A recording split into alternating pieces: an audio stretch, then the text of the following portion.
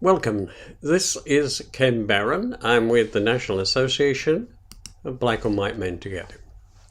Before we start this, would you mind subscribing to any of our platforms or liking us and comment us in the appropriate place? We'd appreciate that. So today, voting and the filibuster. I'm sure you're all aware that Senators Joe Manchin and Kyrsten Sinema made it clear that we were not in favor of altering the filibuster to pass voting rights legislation. Activists have been fighting this battle for nearly a year without much support from the White House.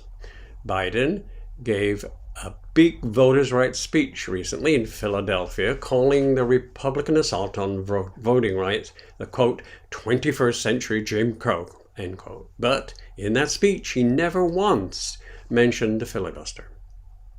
Voting rights activist groups like the League of Women Voters, People for the American Way, and Declaration for American Democracy engaged in direct actions, quote, demanding that the President Biden use his full force of his office to support federal voting rights legislation, end quote. And that's what the League said.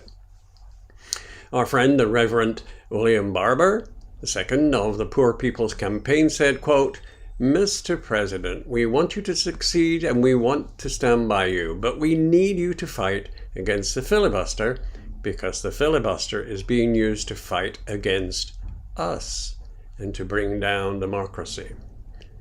Biden never met with them. The White House says that it is going to keep fighting, but the fighting has been raging for months now as the president focused most of his time and energy on a spending bill that now is stalled. We are in the last stages of the fight for voting rights, and democracy is losing. In particular, the full participation of black voters and other voters of colors as an issue is losing. Failure on voting rights now would be historic. Black people have less voting power now than they have during the civil rights era. Republicans are the true villains here, but we must mobilize and mobilize now as if our lives depended on it. The reason for this failure here to protect the voting rights is so crucial. And why is that? Because the slate of bills currently being advanced by state legislators is an opening salvo in a long Republican war to curtail voting. If the Republicans see that they can get away with the current suppression, they'll simply pass more bills. Georgia is already taking another bite at the apple, attempting to pass a second slate of voter repression restrictions. And that follows the ones they enacted after the 2020 election. As an example, U.S. Justice Department announced today that it filed a lawsuit against the state of Georgia, the Georgia Secretary of State, and the Georgia State Elections Board.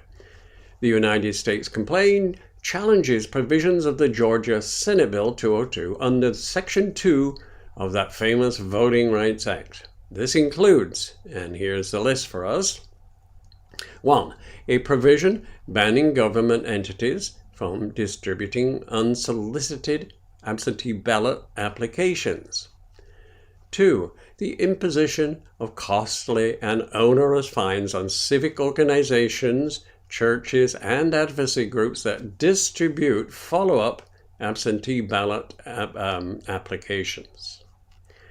The shortening of the deadline to request absentee ballots to 11 days before the election day, and the requirement that voters do not have identifications issued by the Georgia Department of Driver Services for photocopy, another form of identification, in order to request an absentee ballot without allowing for the use of the last 4 digits of a Social Security number for such applications.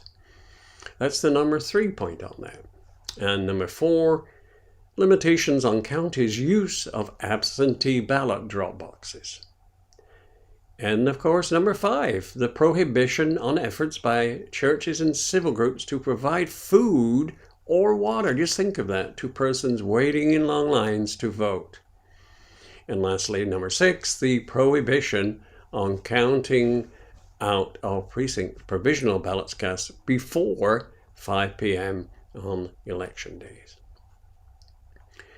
These are typical of Republican sneaky methods today and likely to continue unless we stop them.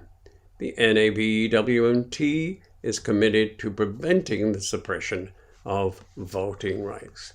Thank you for listening. We appreciate all of your support and look